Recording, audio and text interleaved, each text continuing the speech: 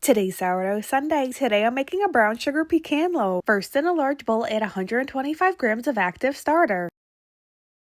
Next, add 2 teaspoons of salt. Then add 1/4 of a cup of sugar. Next, add 280 grams of warm filtered water. Then mix it up. Next, add 475 grams of unbleached bread flour. Then mix that up until the dough forms. Then cover up the dough and let it rest for 30 minutes. After 30 minutes, I'm going to do my first round of 3 rounds of stretch and fold, which just means I'm going to lift up the dough and place it on itself and do it all the way around the bowl, and then I'm going to cover the dough back up and let it rest for 30 minutes in between each round. Next, I'm going to do my last round of stretch and fold and then cover the dough back up and let this rise for 6 to 8 hours or until it doubles in size.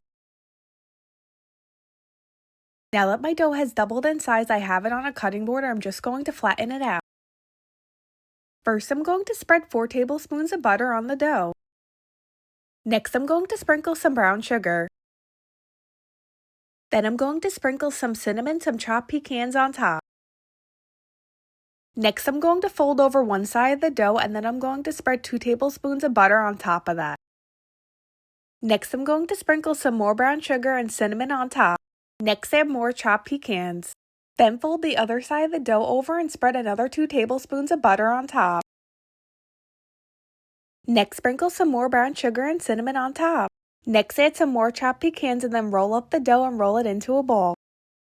Then add the dough into a lined banneton and cover this up and place this in the fridge overnight.